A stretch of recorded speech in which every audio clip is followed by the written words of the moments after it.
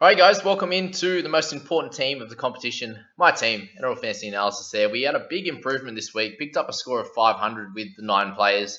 Missed out on Sawali playing, unfortunately, but that's okay. We still scored well. Went from 2,500 down to 1,056 this week in the overall rank. Still sitting with a bunch of trades left, and in a much better position than we were obviously last week or the couple of weeks before that.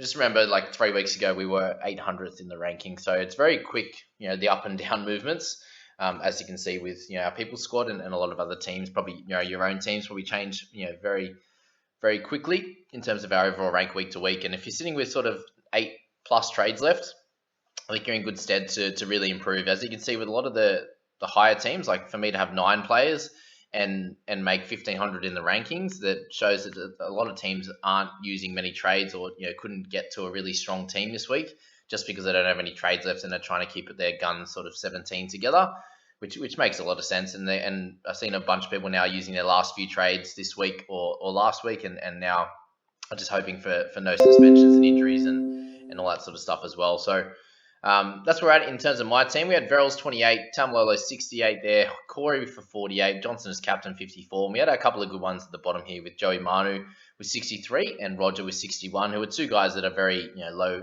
percentage ownership, which did really well for me. Averillo with 33, Taff with 32, and also Walshy there with 59. So yeah, really happy with how the team went this week. Can't have asked for too much more. Obviously, Averillo losing some of the kick meters is annoying. Picking Taff over Savage was a little bit better in terms of getting 6 extra points. That Tamalolo was a trade-in over Jackson.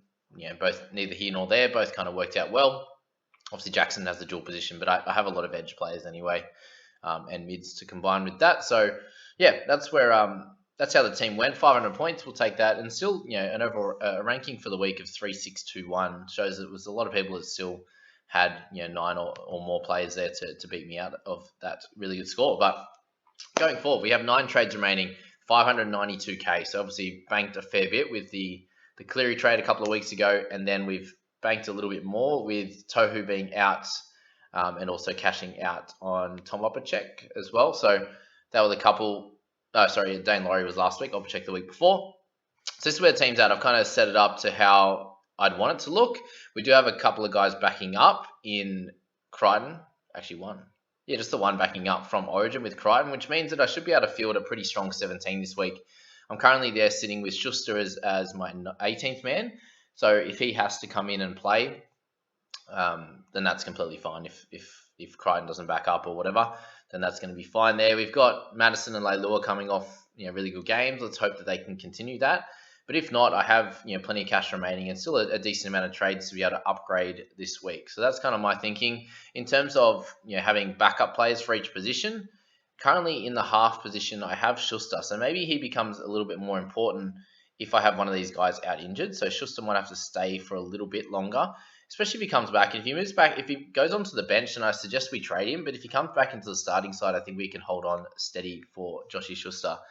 So that's probably the interesting one there. If that's the case, I do have him obviously as my backup, but I am looking to bring in Ben Hunt, who would be half and hooker option. So I think that would be completely fine. And if I did trade out Brayley for Hunt, I then have Watson as my cover for hooking position. So I think he remains pretty important in our sides.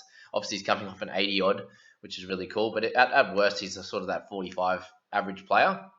And I think he can have a spot in our top 17, especially for the next few weeks anyway, when guys will be rested and things like that, especially following Origin. So that's the thoughts with the hooking position. I'm definitely going to have enough cover. I do have it now, and if I trade for Hunt, he gives me cover for the half position and the hooker position. So I think he's a pretty important one for my team.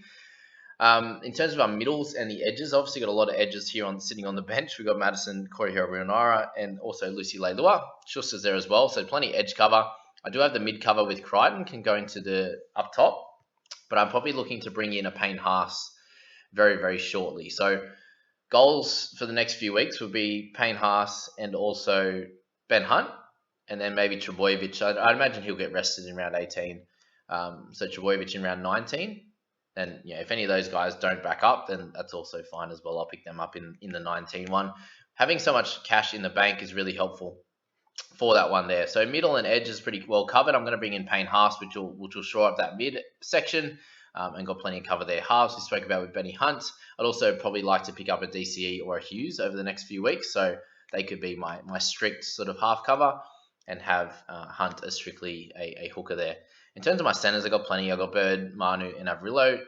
People are like, "Oh, do I trade out Avrillo now?" I think you definitely should wait the next, until at least team list today, but also heading into the next 2 weeks, just see what happens with Lockie Lewis. Does he continue to play? Does he get dropped again? Does Flanagan come back? There's so many different question marks.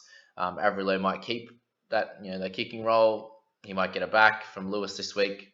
He might be able to score a bit better in the next few. They obviously play up against the South this week. Hopefully they're missing a few guys, which will help to make this game a little bit closer, but I doubt that they're going to get too close to the South. So that's that there with the centers. I definitely have enough cover there, which is completely fine. So the next section there is obviously the wing fullbacks, and right now this is a position that's not my strongest for sure. I think Roger we can definitely hold this week as he's going to have a lower break even. He's not going to be losing any money. The question will be, will he be able to score well against the Penrith Panthers? How will they, obviously they're missing Luai and Cleary. So this makes this game a little bit closer, but will he be able to score well against the Panthers, and how many of their guys are going to be rested? If they're going to be resting a fair few, I think you can happily play Roger. But if they're not resting most of their guys and they're just missing their front two guys, I think it's going to be not an amazing score for Roger. But I am liking the way he's playing at the moment, getting involved through the middle, being that sort of second fullback like Trbojevic does in Origin, that roving sort of player with Walshy there. So that's that. Hines, it looks like we're going to get him for another couple of weeks with Pat looking to maybe, we're not exactly sure what's happening with him. Apparently, NRL Physio was saying that it's a bit of issues through the neck, which is causing a lot of the headaches and stuff. So they're still working through that. So I doubt that he's going to be named this week. There's no real point rushing him back. If they get him back by round 20 or 21, he can get a bunch of games ready to go into the finals. And Hines is doing such a great job that I don't think they need to rush him back at all. So I think Hines we can hold on steady for the next few weeks, and then just when Pat comes back, we can move him on. So we'll leave him as one of our keepers there at the back. Roger's possibly one that we can trade on, which is completely fine. And other than that, I don't really, apart from Taft there, I don't really have any cover. Sawali when he plays, for example, but I'm talking like a strong player. So over the next few weeks, hopefully Hines, Roger, and Walsh can play for the next little bit for me, and then I can upgrade to a Trbojevic, a Ponga, a Pappenhausen when he comes back. These kind of guys, right? They're the top few guys that I'd be looking to bring in there. So that's where the team's at the moment. In terms of cash outs, I've got plenty of them. So from this point, I think it's going to be more around upgrading. So I have 600k remaining, utilizing that money over the next few weeks to get Ben Hunt for like a Brayley or a Schuster. If Leilua or Madison or Corey Harawira start having some bad games or they get injured, I can upgrade them to Payne Haas. So there's probably a couple 100k each on that one. So where's Benny Hunt? What's he priced at? So it's actually not too bad, 763, and then Payne Haas is a little bit lower, 683. So it's an awesome price. So I can get them two guys with having a few 100k in the bank, and then can use that extra couple 100k to get Trbojevic. So if I can make those 3 upgrades over the next bunch of weeks, they'll leave me with about 6 trades left for sort of the last 5 to 6 rounds. And I think that's going to be plenty to cover injuries and suspensions. Obviously, over the next few weeks, there could be that as well.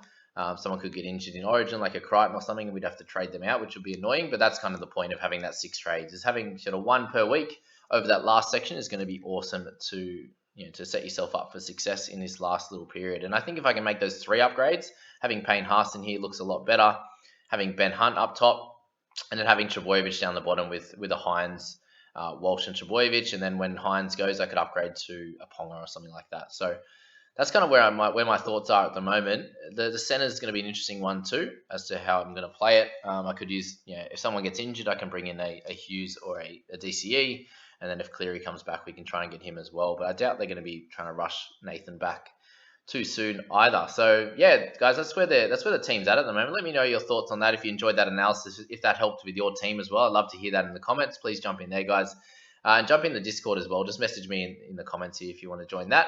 Yeah, please do like, subscribe. I really appreciate it, and we'll catch you in the next one. We go through the team list, and this way I'm going to change it up a little bit and do a preview on all the games for the week. Give you sort of my prediction on the scoreline. And also how some of the guys might play fantasy-wise. And let me know if you enjoy that. But we'll get to that one on sort of a Wednesday night or a Thursday. But there you go, guys. Hope you enjoyed that. Catch you in the next one. Bye-bye.